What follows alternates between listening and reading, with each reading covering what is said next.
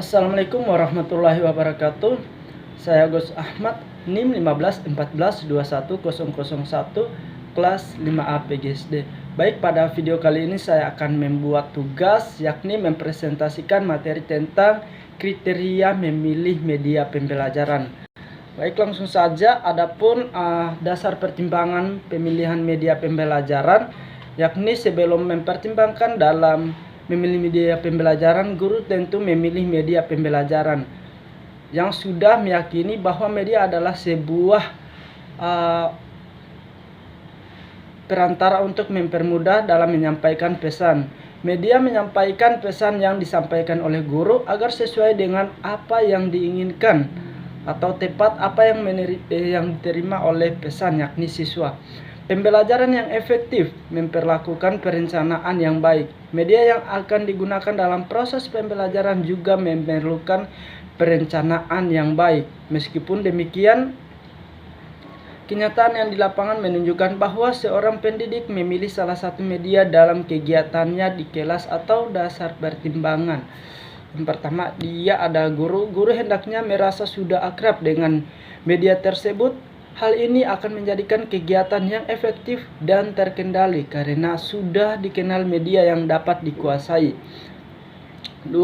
Merasa bahwa media yang digunakan dapat berbuat lebih dari yang bisa dilakukannya.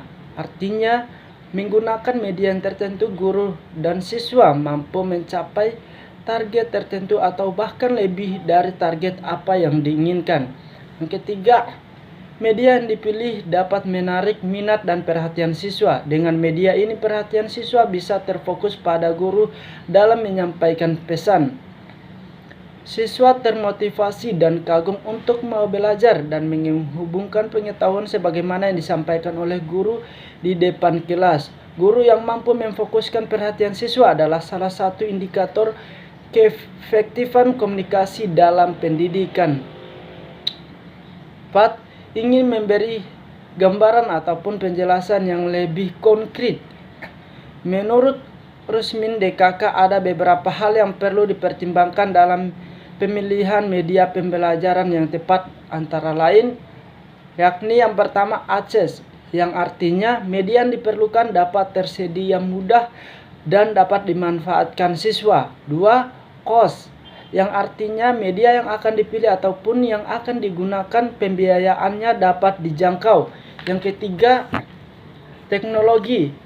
Teknologi artinya media yang akan digunakan apalagi teknologinya tersedia dan mudah menggunakannya. 4. Interactivity, artinya media yang akan dipilih dapat memunculkan komunikasi dua arah ataupun interaktivitas sehingga siswa akan terlibat aktif baik secara fisik, intelektual, dan mental.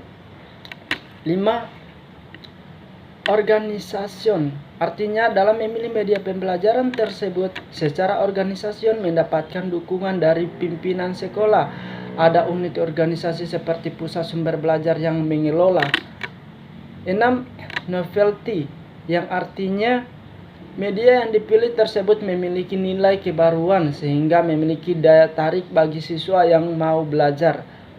2. Kriteria pemilihan media pembelajaran. Adapun kriteria pemilihan media pembelajaran haruslah dikembangkan sesuai dengan tujuan yang ingin dicapai, kondisi dan keterbatasan yang ada dengan mengingat kemampuan dan sifat-sifatnya khasnya yang berupa karakteristik media yang bersangkutan. Prof. Eli dalam kuliahnya di Fakultas Pasca Sarjana IKIP Malang tahun 1982 mengatakan bahwa pemilihan media seyoknya tidak terlepas dari kontennya, bahwa media merupakan komponen dari sistem instruksional secara keseluruhan.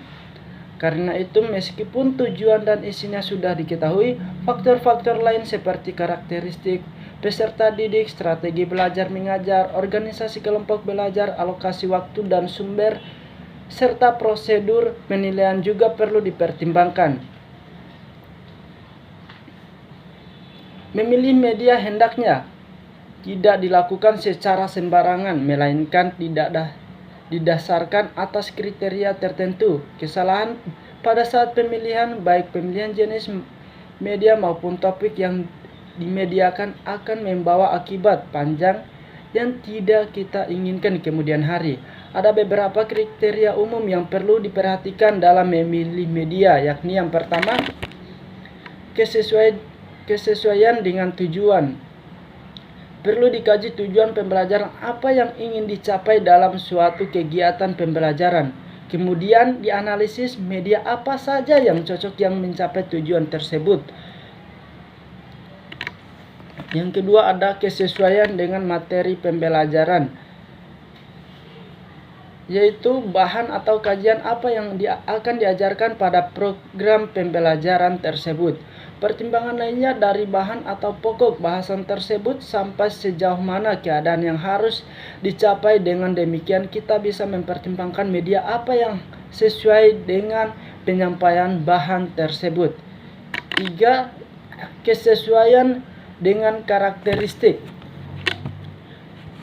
pembelajaran atau peserta didik. Dalam hal ini, media haruslah familiar dengan karakteristik peserta didik atau pendidik, yaitu mengkaji sifat-sifat dan ciri-ciri media yang akan digunakan.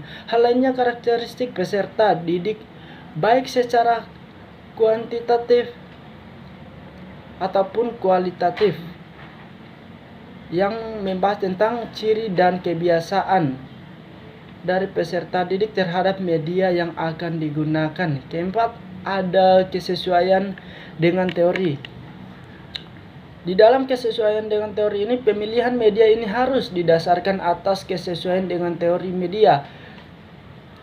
Media yang dipilih bukan karena fanatisme pendidik terhadap suatu media yang dianggap paling bagus, namun didasarkan atas teori yang diangkat dari penelitian dan riset sehingga telah teruji validitasnya. Pemilihan media harus merupakan bagian dari integral keseluruhan proses pembelajaran yang fungsinya untuk meningkatkan efisien dan aktivitas pembelajaran. 5. Kesesuaian dengan gaya belajar peserta didik, di mana kriteria ini didasarkan atas dasar kondisi psikologis peserta didik, bahwa peserta didik belajar dipengaruhi pula oleh gaya belajar peserta didik. 6. Kesesuaian dengan kondisi lingkungan, fasilitas pendukung, dan waktu yang tersedia, di mana di bagian tersebut bagaimana bagusnya sebuah media apabila tidak didukung oleh fasilitas, waktu yang tersedia, maka kurang efektif.